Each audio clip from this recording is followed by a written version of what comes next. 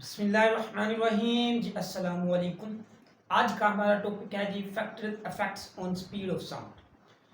आज हम सीखेंगे कि फैक्टर जो कौन कौन से फैक्टर हैं वो अफेक्ट करते हैं स्पीड ऑफ साउंड पर, उनका क्या असर होता है। हम पढ़ेंगे कि डेंसिटी का क्या असर होता है, टेम्परेचर का क्या असर होता है, प्रेशर का क्या असर होता है, विंड का क्या असर होगा और मॉइस्चर का क्या असर होगा। ठीक है, तो हमने पहले क्या पढ़ा, हमने न्यूटन्स का अजम्पशन देखा और लैप्लेक्स की करेक्शन देखी। उसमें हमने दो फार्मूले पढ़े हैं। ठीक है, उन फार्मूले को हम इस्तेमाल करेंगे। ठीक है, उन दोनों में से कौन सा इस फार्मूला इस्तेमाल करेंगे, तो उनमें से हम इस्तेमाल करेंगे फार्मूला लैप्लेस। लैप्लेस का क्यों इस्तेमाल करेंगे, क्योंकि जो उसकी वैल्यू थी वो ज़्यादा एक्यूरेट थी, एक्सपेरिमेंटल वैल्यू के नज़दीक थी। जो न्यूटन का अजम्पशन था वो 16 पॉइंट क्या था, कम था लैप्लेस से। ठीक है, यह आपका एक्सपेरिमेंटल वैल्यू से जो न्यूटन था उसकी 16% वैल्यू कम थी। तो हम सीखेंगे जी factor effects on speed of sound, factors effects on speed of sound.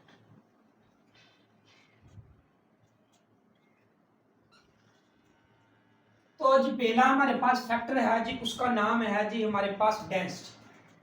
हम देखेंगे कि डेंसिटी का क्या इफेक्ट होता है स्पीड ऑफ साउंड पर। तो हमने रिसेंटली जो फार्मूला पढ़ा वो हमारे पास तकरीबन ये है कि आपकी वेलोसिटी इज इक्वल टू होती है गैमा पी ओवर आपके पास डेंसिटी। ठीक है, अब हमारे पास यहाँ पर क्या है जी, डेंसिटी। तो एक बात याद रखना, जब हम डेंसिटी की बात करेंगे तो दूसरी तमाम चीजों को कांस्टेंट डील करेंगे। ठीक है, हमने देखा जब हम किसी भी अगर प्रेशर की बात करेंगे तो दूसरी चीजों को क्या करेंगे, कांस्टेंट डील करेंगे। ये बात याद रखना। अब हमारे पास यहाँ पर है जी डेंसिटी। जब हम डेंसिटी की बात करेंगे तो हमारे पास क्या होगा जी, आर भी आपका कांस्टेंट होगा, आर गैमा है, पी आपका प्रेशर कांस्टेंट होगा, अंडर रूट आपका 1/2 होगा, ये भी आपके पास कांस्टेंट होता है। तो इसका मतलब आपकी वेलोसिटी किसके इक्वल आ गई, इज इक्वल टू कांस्टेंट आपके पास आएगी 1/, आपके पास डेंसिटी का आ जाएगा अंडर रूट। ठीक है, अगर आप इक्वल और कांस्टेंट का साइन खत्म करेंगे तो आपके पास डायरेक्ट का साइन आ जाएगा। इसका मतलब ये आपके पास होती है 1/, डेंसिटी। ठीक है, तो इसका मतलब हमने यहाँ से क्या देखा, हमने ये देखा कि वेलोसिटी का रिलेशन डेंसिटी के साथ इनवर्स है। अगर किसी भी गैस की, किसी भी मॉलिक्यूल की वेलोसिटी इंक्रीज होगी तो उसकी डेंसिटी डिक्रीज होगी। अगर किसी की डेंसिटी इंक्रीज है तो उसकी वेलोसिटी क्या होगी जी, डिक्रीज होगी। ठीक है, ये हम अभी एक एग्जांपल से भी सीखेंगे क्या वाकई ऐसा होता है। ठीक है, तो मान लीजिए कि हमारे पास जी डेंसिटी ऑफ हाइड्रोजन है, हमने देखनी है, और डेंसिटी ऑफ ऑक्सीजन देखनी है। अब डेंसिटी ऑफ हाइड्रोजन और ऑक्सीजन को कैसे याद रखा जाए, तो हमारे पास जो हाइड्रोजन होता है उसका हमारे पास जो मोलर मास होता है वो तकरीबन 1.08 होता है। 1 को आप H के साथ H2 होता है ना यहाँ पर, तो 1 को आप 2 के साथ मल्टीप्लाई करते हैं तो आपके पास 2 आ जाता है। इसी तरह आपके पास ऑक्सीजन होती है, जो ऑक्सीजन का मोलर मास होता है वो आपके पास 16 होता है। 16 को आप O2 है तो 2 के साथ मल्टीप्लाई करेंगे आपके पास 32 आ जाता है, यानी आपके पास 2:32 आ गया, आपके पास 1:16 आ गया। ठीक है, 1:16 आपके पास इनकी क्या आ गई, रेशो आ गई। इस रेशो को याद रखते हुए आपने क्या करना है जी, आपने रखना है कि आपके पास ऑक्सीजन आएगी, यहाँ पर हाइड्रोजन आएगा, हाइड्रोजन के साथ यहाँ पर एक 16 का क्या आएगा जी, फैक्टर आ जाएगा। ठीक है, जब हाइड्रोजन का यहाँ पर 16 का एक फैक्टर आ जाएगा, ये याद रखना है कि ये ऑक्सीजन का मोलर मास है, ऑक्सीजन के साथ नहीं आएगा, हाइड्रोजन के साथ आएगा। ठीक है, ऑक्सीजन के साथ एक आएगा। ये तो वैसे बताया है कि इसको कैसे याद रखा जाए। ठीक हो गया, तो हमने देखा कि जो डेंसिटी ऑफ हमारे पास क्या है जी, हाइड्रोजन है, वो क्या है जी 16 है, then that of density of oxygen. अब हमारे पास डेंसिटी ऑफ हाइड्रोजन क्या है जी, डेंसिटी ऑफ हाइड्रोजन यहाँ पर हमारे पास क्या है, यहाँ पर हमारे पास क्या है, इनवर्स रिलेशन है। इसका मतलब अगर हमारे पास हाइड्रोजन होगा, हाइड्रोजन की डेंसिटी कितनी है जी 16 है, तो जब हमारे पास यहाँ पर हाइड्रोजन आएगा इसके इनवर्स रिलेशन से, जब इसके इनवर्स रिलेशन में आएगा तो 1/, आपके पास 16 होगा। ठीक है, 1/, आपके पास 16 किसके बराबर होता है, आपके पास 0.0 आपके पास 625 होता है। अब इसका भी यहाँ पर अंडर रूट है, ठीक है ना, यहाँ पर 16 है, 16 पॉइंट हाइड्रोजन की डेंसिटी है, 16 यहाँ पर पुट करें, आपके पास 0.0625 आएगा। अगर आप इसका भी अंडर रूट करेंगे तो ये हमारे पास इसका ये वैल्यू आई, इसका भी अंडर रूट करेंगे तो ये हमारे पास आएगा तकरीबन 0 पॉइंट यहाँ पर आपके पास आ जाएगा 25, ठीक है। तो हमने यहाँ से क्या सीखा कि यहाँ पर हमारे पास हाइड्रोजन की डेंसिटी क्या है, 16 है। तो जब हाइड्रोजन की डेंसिटी 16 है, जब इसका इनवर्स रिलेशन है, हमने देखा कि इनवर्स रिलेशन में इसकी पॉइंट में वैल्यू आई है, इसका मतलब इसकी डेंसिटी कम है और इसकी वेलोसिटी क्या होगी, ज्यादा होगी। किसकी, हाइड्रोजन की। किसकी, हाइड्रोजन की। हमने देखा डेंसिटी 16 है, 16 को जब हमने कैलकुलेट किया तो हमारे पास 0.25 आता है। अगर 0.25 आता है तो इसका मतलब इसकी डेंसिटी यहाँ पर क्या है, डिक्रीज हो रही है, इसका मतलब उसकी वेलोसिटी इंक्रीज होगी। अगर हम हाइड्रोजन की ऑक्सीजन की बात करें तो ऑक्सीजन के साथ क्या है, 1 है, तो 1/1 क्या होगा जी, 1 होगा, 1 का अंडर रूट भी 1 ही होगा। इसका मतलब इसकी निस्बत जो आपका 1 है वो ग्रेटर है। अगर आपका 1 ग्रेटर है, यहाँ पर आपका 1 आएगा, इसका मतलब ये हुआ कि जो आपके पास ऑक्सीजन है उसकी डेंसिटी इंक्रीज है, किससे, आपकी हाइड्रोजन से, ठीक है। ऑक्सीजन की डेंसिटी इंक्रीज है किससे, आपकी हाइड्रोजन से। अगर उसकी डेंसिटी इंक्रीज है ऑक्सीजन की तो इसका मतलब इसकी जो वेलोसिटी होगी वो आपके पास डिक्रीज होगी, ठीक है। तो हमने यहाँ से क्या सीखा, हमने ये सीखा कि आपके पास जो हाइड्रोजन है उसकी डेंसिटी कितनी आई, 16। जो हमारे पास ऑक्सीजन है उसकी डेंसिटी 1 आई। तो हमने देखा कि वेलोसिटी का डेंसिटी के साथ इनवर्स रिलेशन है। तो जब हमने ये वैल्यू यहाँ पर पुट की तो हमारे पास ये वाली कैलकुलेशन आई, जिसका मतलब ये हुआ कि ये हमारे पास क्या है, ये कम वैल्यू है, किससे, 1 से। अगर हम ऑक्सीजन की यहाँ पर वैल्यू पुट करें तो ये हमारे पास 1 आती है। इसका मतलब जो हाइड्रोजन है उसकी डेंसिटी ऑक्सीजन से हमारे पास कम है। अगर हाइड्रोजन की डेंसिटी कम है तो उसकी वेलोसिटी इंक्रीज होगी। अगर हमारे पास ऑक्सीजन है, ऑक्सीजन की आपके पास अगर डेंसिटी ज्यादा है तो उसकी वेलोसिटी डिक्रीज होगी। अगर हाइड्रोजन है उसकी डेंसिटी आपके पास कम है, उसकी वेलोसिटी आपके पास इंक्रीज होगी, ठीक है। तो यहाँ पर हमें हाइड्रोजन ये भी बता रहा है कि आपके पास ये 4 टाइम क्या है जी, 4 टाइम आपके पास इंक्रीज है उसकी वेलोसिटी। कितनी है जी, 4 टाइम। ये तो हमें बता रहा है ना कि डेंसिटी इसकी इनवर्स रिलेशन के साथ है, इसका मतलब इसकी डेंसिटी कम है। और ये हमें रिलेशन ये भी बता रहा है कि उसकी वेलोसिटी जो होगी 4 टाइम इंक्रीज होगी। कैसे, ये मान लीजिए कि आपके पास जो 100 होता है, 100 को आप 25 पर डिवाइड करेंगे, आपके पास 4 आएगा। तो इसका मतलब ये हुआ कि उसकी डेंसिटी क्या है, डिक्रीज है, उसकी वेलोसिटी क्या है, इंक्रीज है। किसकी, हाइड्रोजन की। हाइड्रोजन की वेलोसिटी 4 टाइम इंक्रीज है, किससे, ऑक्सीजन से, क्योंकि उसकी डेंसिटी डिक्रीज है। हमें ये रिलेशन भी बता रहा है। अगर आपको इस तरह समझ नहीं आती तो हम एक और तरीके से भी समझते हैं, इंशाल्लाह आपको समझ आएगी। वो देखते हैं कैसे, कि हमने देखा कि हमारे पास यहाँ पर अगर वेलोसिटी ऑफ हाइड्रोजन ली जाए और वेलोसिटी ऑफ ऑक्सीजन ली जाए, ठीक है, तो वेलोसिटी ऑफ हाइड्रोजन हमारे पास होती है गामा पी, और यहाँ पर आपके पास डेंसिटी ऑफ हाइड्रोजन आएगा, ठीक है।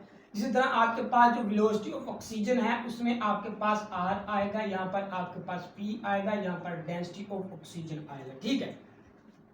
तो हमने अब ये भी सीखा था कि आपके पास यहाँ पर डेंसिटी ऑफ हाइड्रोजन थी, यहाँ पर आपके पास डेंसिटी ऑफ ऑक्सीजन थी। जो हाइड्रोजन 60 टाइम था और ऑक्सीजन आपके पास 1 टाइम था। अब यहाँ पर हमने क्या करना है जी, यहाँ पर आपके पास वेलोसिटी ऑफ ऑक्सीजन है, यहाँ पर आप वैल्यू पुट कर देंगे। यहाँ पर हमने वैल्यू पुट की, हमारे पास गैमा पी आ जाएगा, इसकी जगह ये पुट कर दें, हमारे पास 16 आ जाएगा, और यहाँ पर डेंसिटी ऑफ हाइड्रोजन आ जाएगा। आप क्या करें, 16 को बाहर निकालें।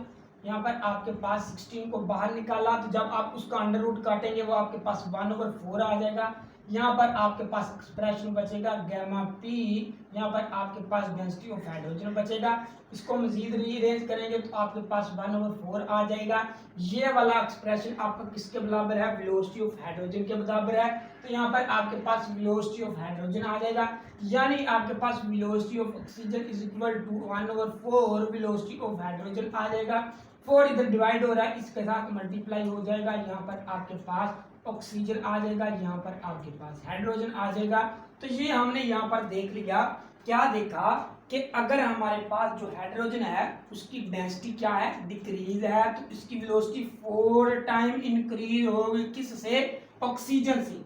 ये हमें ये बता रहा है कि जो वेलोसिटी ऑफ हाइड्रोजन है वो क्या है जी, 4 टाइम इंक्रीज है किससे, ऑक्सीजन से। ठीक है, इसी वजह से जो हमारी हाइड्रोजन गैस होती है ये 4 टाइम ज्यादा स्पीड के साथ साउंड में या एयर में ट्रेवल करती है ऑक्सीजन से।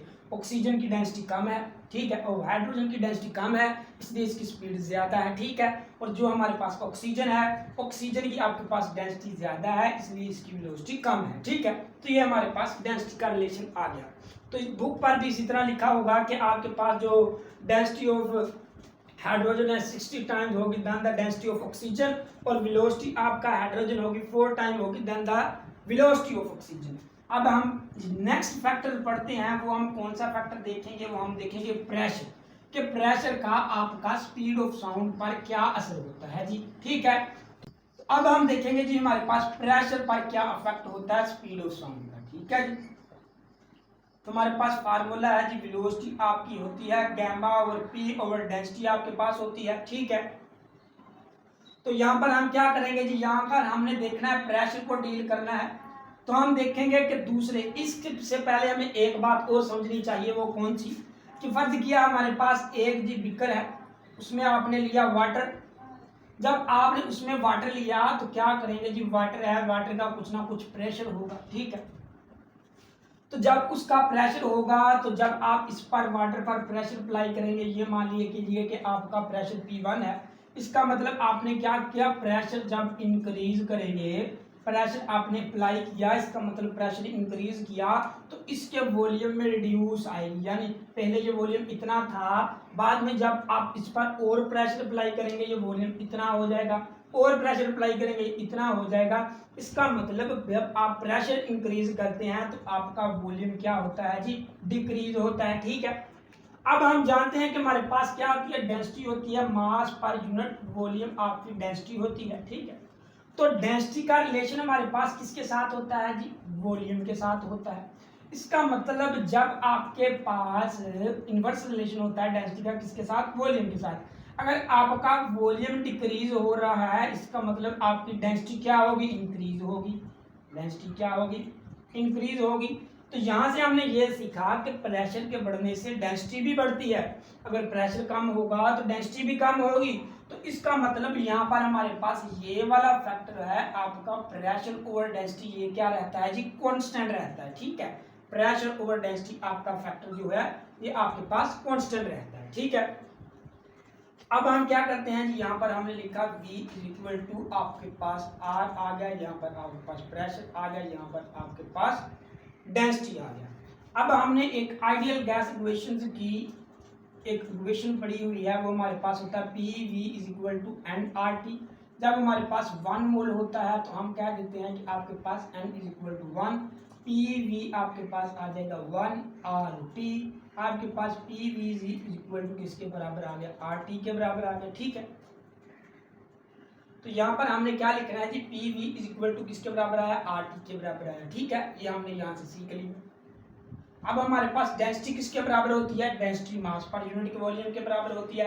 तो डेंसिटी की वैल्यू यहाँ पर पुट करें, मास पर यूनिट वॉल्यूम हो गया, और वेलोसिटी आपके पास इक्वल टू आ गई, आपके पास यहाँ पर आ जाएगा V, आपका V ऊपर चला जाएगा, यहाँ पर आपके पास गैमा आ जाएगा, PV आ जाएगा, और यहाँ पर आपके पास M आ जाएगा। ठीक है, इसको थोड़ा सा और रीअरेंज करें तो हमने देखा कि PV किसके बराबर है, RT के बराबर है। तो हम यहाँ पर लिखेंगे कि आपका V इज इक्वल टू, यहाँ पर आपके पास गैमा आएगा, और यहाँ पर आपके पास RT आएगा, और यहाँ पर आपके पास M आएगा। तो इस रिलेशन में हमने क्या सीखा, इस रिलेशन में हमने ये सीखा कि जो आपकी वेलोसिटी है वो तो प्रेशर पर डिपेंड ही नहीं करती। हमने ये रिलेशन निकाला है, यहाँ पर प्रेशर का तो कोई यहाँ पर चक्कर ही नहीं है जी, प्रेशर का तो कोई फैक्टर नहीं आ रहा है। तो इससे हमने 2 चीजें सीखी कि पहला हमने देखा कि आपके पास जो डेंसिटी है वो क्या होती है, इनवर्स रिलेशन होता है वेलोसिटी ऑफ साउंड का। ठीक है, स्पीड ऑफ साउंड नहीं, तो जो हमारे पास प्रेशर होता है वो स्पीड ऑफ साउंड पर डिपेंड नहीं करता। ठीक है, तो 2 फैक्टर हमने सीख लिए। उम्मीद है आपको यहाँ पर समझ आ गई होगी। किसी किस्म की भी आपको कंफ्यूजन है तो कमेंट सेक्शन में कमेंट कर सकते हैं। अल्लाह हाफिज।